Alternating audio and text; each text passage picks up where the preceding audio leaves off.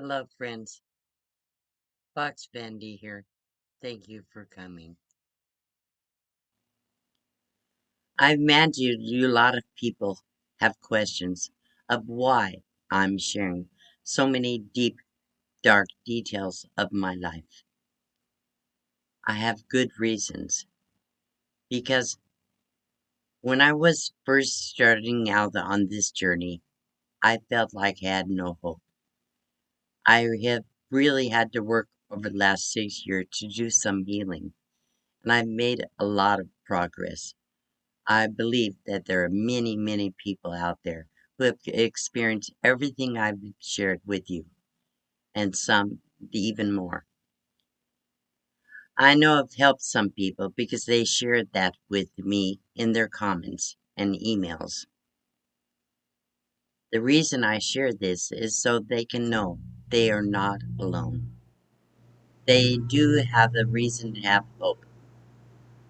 I want to encourage people to know that you can get help. When I started my YouTube channel 3.5 years ago, little did I know that talking about my life would be a healing to me, and it has been a great healing to me. Sharing my story and having people actually care has done wonders for my healing process. I believe the first step is being able to acknowledge what you've gone through, being able to say it or write it down, something, or being able to share with a friend, somebody you trust. I didn't have anybody to trust, so I trusted the chance that God would lead me to the right people, and He has. So I'm sharing my story in the hopes that it will help other people to be able to acknowledge what's happened to them and get ready and start healing. So today's video is talking about what it's like to feel victimized or the victim mentality. So I hope you'll enjoy this video today. I'll try not to ramble too much. So today I'm going to talk a little bit about what it's like to be a victim. Abusers seem to be drawn towards people that have a victim mentality. Victims feel weak and they put that kind of atmosphere fear around them. So I drew people that wanted to hurt me. I didn't do that consciously, but that's the personality I had developed over years of abuse. As children, we were taught to never talk about anything that happened in our home. We were expected to keep our mouths shut. If we did manage to speak to somebody about anything and my parents found out, there would be consequences. So we stayed quiet. When I was a child, that was the way the majority of people were. Really, people didn't share their personal stories like I'm doing here. It's felt. They always said, "Don't air your dirty laundry." When we were kids, we didn't have any rights as far as voicing our opinion. I mean, when we ask a question like, "Why?" "Because I said so." That was the answer. Or we'll say, "Well, you do it." "Well, don't do what do. Do what I say." So that was pretty much the attitude around people in those days. The way people raised their children back then was different than it is today. But at the same time, they taught children to be respectful and don't fight it and argue all the time, how to get along with each other. Sometimes it was give and take. That's a good thing. People spanked their children back then, which was normal. But there's a big difference between discipline or spanking versus abuse or going over the line. We didn't sass our parents or argue with them in front of other people. We didn't do it at home either. We rarely talk about what's going on in our home at all. And especially as kids, we didn't talk about the things that the parents did that we thought were wrong amongst ourselves. Sometimes we whine and complain about it, but we didn't really discuss how it made us feel or how it made us act. We really never discussed that personal stuff till we were adults. As an adult, I was able to talk to my siblings a little bit more, and I found that I was not alone. I always thought I was. I thought I was the only one that things were happening to. Because this is a personal story, I won't share how my siblings handled things or what they went through, but I will share my story. It's not that we were blind, we could see what was going on with each other, but most things were done in secret, behind the closed doors. Uh, During periods of time we were alone with our abusers. So I will say, we weren't totally stupid. We just chose not to really know too much. Sometimes that's what you do. You have to take yourself out of the situation when you're a victim, and you just don't know how to respond. What I found out is that each of us felt guilt and responsibility for the younger ones, especially when we left home. We all tried to do something or tried to help the younger ones in ways that they didn't understand because we didn't want them to be hurt. How would we know that they were already being hurt? It was hard. So I really didn't know how to deal with life. We rarely sought what would be considered a normal family because we never were in one place long enough to actually see how families worked. Um, I don't know if there really is such a thing as a normal family, but all we knew was dysfunctional what we saw. When teachers or doctors saw us and they saw it, they had to see what was happening to us, but they never questioned it. My parents were never questioned, and the people outside were never questioned. So as I was growing up and getting older, I had nobody to trust. I couldn't talk to anybody. On rare occasions when I did speak out to anyone, they either didn't believe me or they just didn't care. Nobody wants to hear about the things that are going on in your home like that. And they just would, it was easier for them to ignore it. Over the years, I put up walls and barriers that were unpenetrable. No one could reach in, and I couldn't reach out. I was completely isolated from the outside world. The older we got, the more isolated we were. Moving constantly with no family or friends, I never learned how to be in society.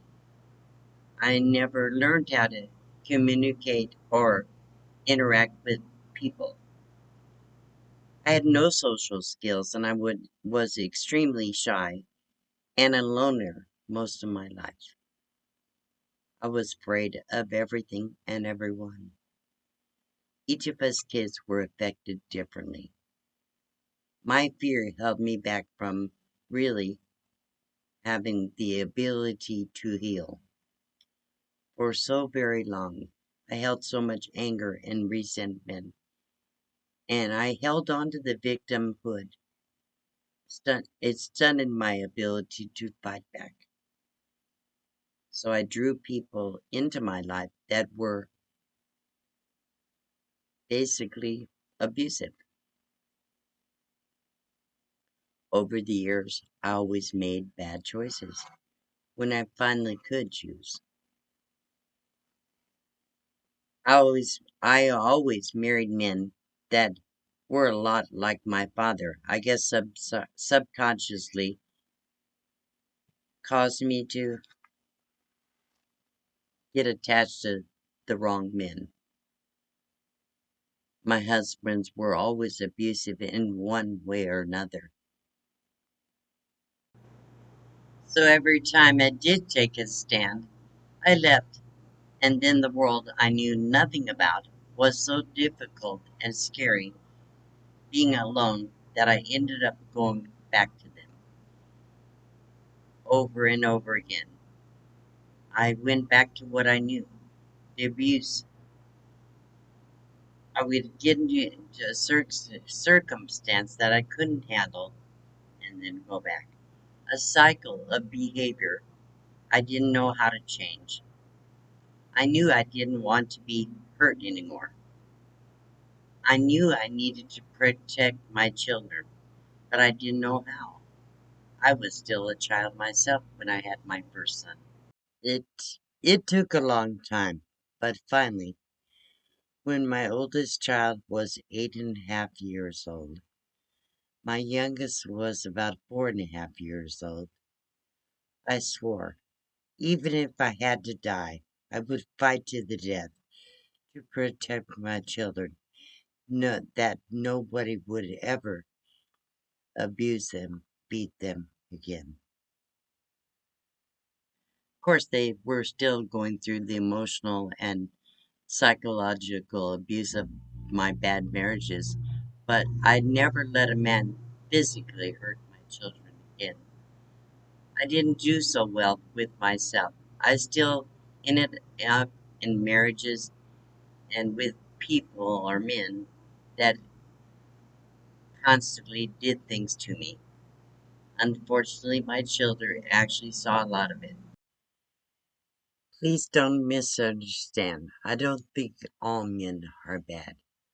I just have never found one in my life that knew how to treat a woman. I never found a husband that was good to my children. So I don't hate men. I still love men, but I just don't think I have will ever find anything that works for me. So in this nomadic confession series, I've shared some really deep, dark, sad stories. But I also want to make sure you understand that even in the family where there's a lot of abuse and a dysfunctional family, we still had some good times, very good times. You know, I remember the year that my dad took us all to Disneyland and Knott's Berry Farm. They were financially doing better at that time. It was probably before we started working in the crops. But we went to different roadside attractions along the road when we were traveling. With the large family, we always had somebody to play with. At least we had each other. We used to stop and find a lake on the side of the road and pull over, and everybody would get out and go swimming in the lake. I mean, one year my dad went out and him and mom both had a regular job for a while. They went out and bought us all Easter outfits, decked us out from head to toe. It had to be very hard raising 5 kids on the road all the time. So there were times when it was hard, and I'm sure under the stress of all that, those were the times when we had the rough times. But there were some really good times. And the good times, when we were experiencing them, helped us to erase the sadness and kind of block it out for a while so we could function like a normal person, normal family. So I think that's why we all survived. I still had the ability to keep my sanity. When it was bad, it was very bad. But when it was good, it was very good. So I don't want to mislead you. On my normal videos, I shared almost always positive stuff. I always turn the negative into a positive, and that's part of my healing. Because if I can find something positive in everything, it makes me happier, and it makes the bad not seem so bad. I don't have to have bad dreams and memories and flashbacks and things all the time because was able to find things that were good. So I'm glad I was able to share the positive on my normal videos. But in this confession series, because I'm sharing the deep stuff, I thought I needed to be very, very clear and honest. But I also have to be very, very clear and honest that it was not all bad. So in the next video, I will share some of the tools I have for helping people to learn to heal. The healing tools that I use that helped me get to where I am today. I've made so much progress. I feel like I'm really doing well. And I want to thank all the people that come to my channel and encourage me and support me. So I will put the links to the previous videos in the description below this video. If you haven't watched them, then you can click on the links and go back and check them out if you want to. And I do understand these videos are long. For some people, they don't like it when I fast forward it to make it go faster. So you can always fast forward it on your channel when you watch them if you want to. I totally understand if you have to do that because I do get a little long-winded. So thank you for coming. You have a great day, and if you know somebody's suffering, see what you can do to help them emotionally. Just tell them that you love them and that they're not alone. So that I think is a big, big part of helping someone to heal from any kinds of trauma. And these tools will help anybody that is going through struggles. So not just abuse. So thank you for coming. Have a great day. I'll see you the next time. Thanks.